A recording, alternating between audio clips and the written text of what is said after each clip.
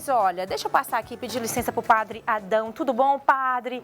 Bem-vindo aqui mais uma vez ao nosso programa. O Padre Adão é nosso amigo, nosso companheiro, nosso parceiro aqui do nosso programa. É sempre uma alegria imensa recebê-lo, principalmente nesse período que nós estamos. A gente está falando desde ontem, que deu início aí à Quaresma, que é o período mais importante para a Igreja Católica, né? Onde todas as celebrações têm um significado imenso, que tem aí como ponto máximo, né, o final da Quaresma, que é quando a gente celebra, né, Padre, a ressurreição de Jesus Cristo. Seja bem-vindo, Padre. Obrigado, Shirley. Bom dia a você, bom dia a todos que nos acompanham. Pois bem, quarta-feira passada, a igreja deu início, como todos os anos, esse percurso, 40 dias, nos quais a igreja quer que mergulhemos naquilo que é essencial, naquilo que é profundo, olhando sempre, como você falou, para a festa pilar maior, a ressurreição de Nosso Senhor.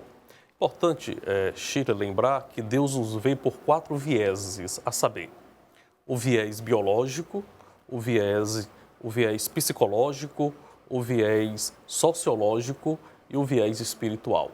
Na Quaresma, nós trabalhamos 3 vieses desses. O biológico, entra o jejum, o sociológico, a prática da caridade, por isso nós temos esse testemunho bonito de prática da caridade, a campanha da fraternidade, e o espiritual, a oração. Quarta-feira de cinzas, você participou da missa na sua paróquia, na sua comunidade, tantas outras pessoas também.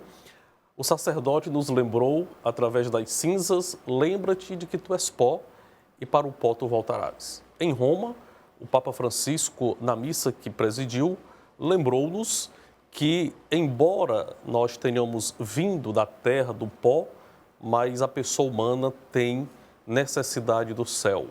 E sem Deus, a gente é eternamente pó. Com Deus, a gente se torna realmente uma pessoa espiritual. A Quaresma é esse caminho doloroso, porque a gente vive no mundo dos excessos, do desequilíbrio. As pessoas cada vez mais bebem daquilo que é supérfluo, passageiro. E a Quaresma é esse momento para a gente olhar para aquilo que é essencial, aquilo que é profundo. Padre, são 40 dias, né? E aí acontece, a gente dá início à Semana Santa, que é um período também muito importante, onde acontecem várias celebrações que são tradicionais, né? Que relembram o sofrimento de Cristo, a morte de Cristo e sua ressurreição. Mas e as outras celebrações que acontecem, né? Assim, como os fiéis devem viver essa Quaresma que se inicia agora e as celebrações que estão disponíveis também nesse período, Padre? O período da Quaresma é um período que nos lembra a necessidade que a pessoa humana tem do que é eterno. E, para tanto, a dinâmica da Quaresma já começou na quarta-feira de cinzas, quando nós, então, adentramos no tempo penitencial. É um dos elementos que deve ser procurado, é a penitência, o sacramento da confissão, de maneira mais intensa. Depois, a prática da oração, Shirley.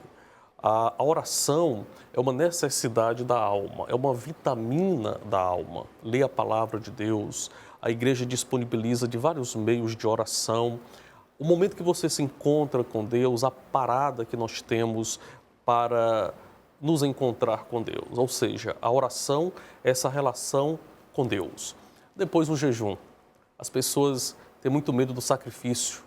As pessoas têm muito medo de se esvaziar. Quando eu estou jejuando, não é passar fome, Shirley, não é desfalecer pelo caminho, mas é esvaziar meu estômago para, então, se encher de Deus. Ou seja, lembrar daquilo que é essencial. Não só de pão viverá o homem, mas de toda a palavra de Deus. É a prática da caridade, Shirley. Não dá para amar a Deus e não amar o próximo como a nós mesmos. É o mandamento que o Senhor deixou, mas não só o momento de reflexão, mas de prática da caridade, ou seja, levantar as mãos para o alto, mas nos debruçar para aquele que precisa da minha ajuda. E as celebrações, elas ficam mais intensas na Semana Santa, mas nesse período, até lá, as missas, elas ocorrem normalmente, né, para os fiéis que quiserem acompanhar, né? E a programação da igreja fica mesmo até essa semana que antecede a Páscoa, que é o período mais intenso, A né, Quaresma, Padre? a gente vai até a sexta-feira da Paixão. E até lá, como você falou,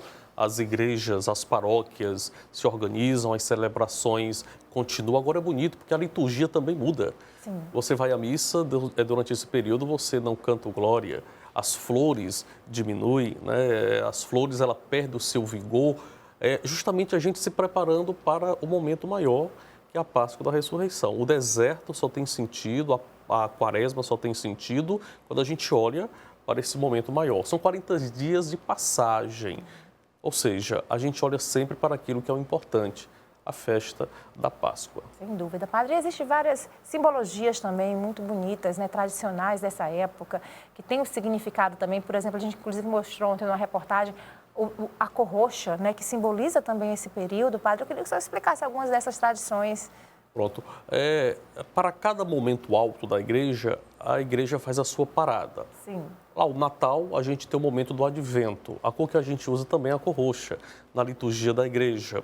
E também nós temos esse momento de preparação de parada para a Páscoa. A cor também é roxa, penitência, ou seja, conversão. A palavra conversão, Shira, significa metanoia, mudança de mentalidade, não é mudança de religião, é mudança de pensamento, mudança de mentalidade. Então a igreja também, ao utilizar o roxo, está acenando a penitência, a conversão, a mudança de atitude. Isso é muito bonito porque a igreja é muito símbolo. É uma tradição judaica que nós herdamos porque a simbologia ela tem a antropologia cultural, nos dá a possibilidade da gente rezar com os símbolos e os fiéis entendem isso, né? Esse momento de parada, esse momento de mudança de cor, esse mudança de preparação, meios pelos quais o Eterno entra no tempo e se comunica conosco. Tá bom, padre. E como é tradicional também, sempre que o senhor vem aqui, o senhor tem que dar a benção aqui ao nosso programa. Isso que não falte, né, a toda a sua equipe, essa alegria de olhar para aquilo que é essencial. É tão importante a cultura do comer, né, como tem sido importante aqui, você ajudar tantas pessoas com os dons, com os talentos, que não nos falte também, cada vez que a gente participa dessa mesa tão gostosa, que você proporciona com os seus convidados, olhar também para tantas pessoas que precisam do alimento espiritual, mas também material. Que a bênção de Deus possa sempre ser derramada sobre você. Como é bom a gente ter você em nossas casas todo dia. Amém, padre. E aí o senhor tocou, a gente falou também agora há pouco sobre o tema da campanha da fraternidade, que é tão importante essa discussão, né, padre? Obrigada, tá bom? Eu queria que o senhor reforçasse aí o convite, né, para quem está assistindo a gente, que é cristão, né, para participar de todos esses momentos tão importantes desse período. Na sua paróquia, procure os horários de confissão, os horários da missa e com intensidade voltar a reviver a oração, o jejum e a prática da caridade.